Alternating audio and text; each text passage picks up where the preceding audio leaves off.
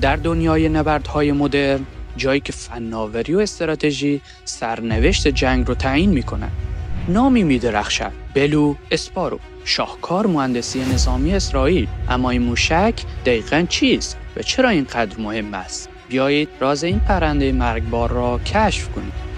بلو اسپارو عضوی از خانواده موشک‌های بالستیک هواپرتاب اسپارو ساخت شرکت رافائل در ابتدا به عنوان هدف پیشرفته برای آزمایش سامانه دفاع موشکی آرو طراحی شد، اما توانایی‌هایش فراتر از یک هدف ساده است. با سر جنگی جدا شونده و مانورپذیری بالا می‌تواند موشک‌های چون شهاب 3 یا ذوالفقار را با دقت خیره کننده شبیه سازی کند.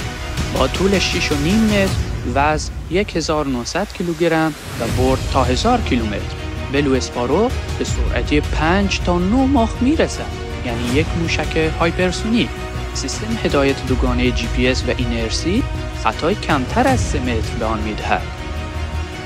این موشک از جنگنده‌های F-15 و F-16 پرتاب می‌شود. همین ویژگی اجازه می‌دهد از فاصله امن اهداف دوردست را نابود کند.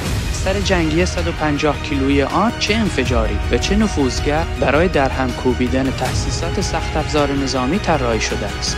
گزارش‌ها حاکی است اسرائیل از بلو اسپارو در حملات واقعی حتی علیه اهدافی در ایران استفاده کرده است. کشف بوسترهای آن در خاک عراق نشان می‌دهد این موشک‌ها از آسمان کشورهای همسایه شلیک شدند، یک توانایی استراتژیک برای حملات دوربرد. اما بلو اسپارو فقط یک سلاح تهاجمی نیست. با شبیه سازی موشک‌های دشمن، سامانه‌های پدافندی اسرائیل مثل آرو 2 و 3 را به چالش می‌کشد. ترکیبی از شمشیر و سپر در یک ابزار. بلو اسپارو نماد فناوری پیشرفته و استراتژی نظامی اسرائیل، سلاحی که هم مدافع است و هم مهاجم.